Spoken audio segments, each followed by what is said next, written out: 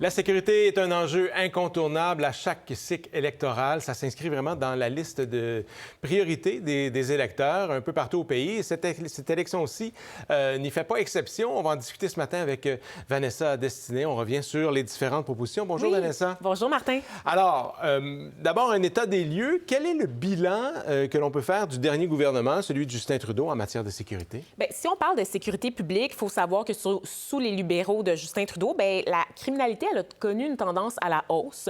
Mais là, il faut faire attention. Quand on dit crime à la hausse, on imagine des crimes haineux, spectaculaires, violents. Bien, en fait, les chiffres, ce que ça démontre, c'est que les homicides sont en baisse. Entre 2023 et 2022, donc c'est les chiffres les plus récents qu'on a de la part de Statistique Canada, il y a eu une baisse des homicides au pays. Mais on a davantage, par contre, de crimes liés à l'extorsion, à la fraude, les vols qualifiés aussi, donc parfois avec armes, menaces, les vols à l'étalage, vols de véhicules également. Il faut savoir que pour ce dernier crime, les libéraux de Justin Trudeau ont mis en place là, un plan d'action pour lutter contre ces crimes-là en 2024 qui a commencé à porter fruit, mais évidemment, il est encore trop tôt là, pour avoir des résultats clairs. On a aussi la pornographie juvénile qui est en augmentation. Donc ça, c'est un véritable fléau. Donc c'est pas un crime violent à proprement parler, même si on comprend que c'est un crime très grave. Donc ça, c'est vraiment ce qui nous inquiète là, à l'échelle du pays. C'est le portrait qu'on a, dans le fond. Ouais. Quand on parle de sécurité, souvent, on a vraiment deux visions là, qui s'entrechoquent, qui s'opposent même. Oui, effectivement. Donc, chez les conservateurs, on le sait là, que le mot d'ordre, c'est généralement la loi et l'ordre. Hein, donc, on va miser... Pierre Poilievre, Stop the crime, ça fait partie de ces cinq slogans. Voilà, exactement. Donc, c'est vraiment la répression. Il met l'accent vraiment sur cette fermeté-là avec des mesures comme la loi des 3 coups. La loi des 3 coups, dans le fond, c'est comme une mesure punitive qui vise à incarcérer plus longtemps les récidivistes. Donc, les personnes, par exemple, là, qui commettent 3 infractions graves à la suite de l'autre, elles seraient exclues de la libération sous caution, de la détention à domicile, de la libération conditionnelle. Donc, on empêche ces gens-là d'avoir des alternatives à l'incarcération d'une certaine façon. Elles seraient vraiment emprisonné pour la totalité de sa peine. Donc, une personne reconnue coupable de 3 infractions graves.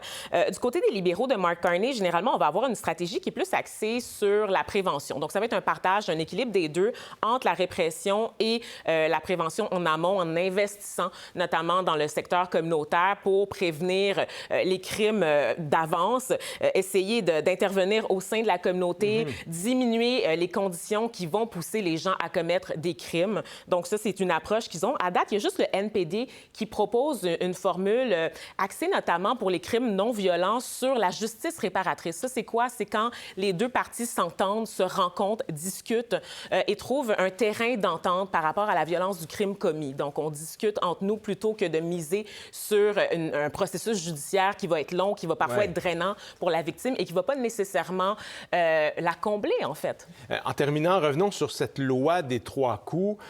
Ça fait beaucoup réagir, notamment au sein des groupes de défense des droits de la personne. Oui, bien, en fait, on le sait, là, souvent, quand il est question de répression, il y a des inquiétudes qui sont soulevées parce qu'au Canada, on a déjà des enjeux en matière de surpopulation carcérale et on a peur, en fait, qu'avec des mesures de répression, considérant les crimes qu'on entraîne les gens dans une spirale de criminalité et que les prisons deviennent vraiment des lieux où on accueille des gens qui n'ont pas besoin d'être là aussi longtemps, surtout dans des conditions de détention qui sont généralement exécrables. Je pense qu'on peut le dire. Je sais que c'est pas sexy de dire ça puis de s'intéresser au sort des criminels et des prisonniers, mais c'est un fait. Au Canada, les prisons sont délabrées. Elles ont des problèmes là, en matière là, de luminosité. Je sais que ça a l'air débile comme ça, mais c'est une question de dignité humaine.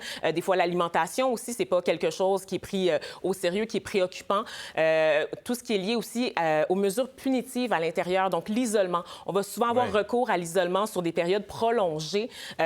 À tel point qu'on peut parfois parler de torture, en tout cas selon les normes des Nations unies. Et il y a toute la question, évidemment, de la surreprésentation des personnes marginalisées, en particulier les communautés autochtones et les communautés noires. Donc, pour vous donner quelques chiffres qui frappent, les Autochtones représentent 5 de la population canadienne plutôt, mais à peu près 30 des incarcérations totales là, au niveau fédéral. Et quand on parle des femmes autochtones, ça monte à 50 Même chose chez les personnes noires, 3 à 4 de la population canadienne, mais plus de 8 des personnes incarcérées. Donc, Donc, on le sait que ces personnes-là sont la cible de profilage racial, reçoivent des peines plus sévères et ont moins accès aussi à des programmes de réhabilitation par la suite. Donc, c'est sûr que ça inquiète. En tout cas, moi.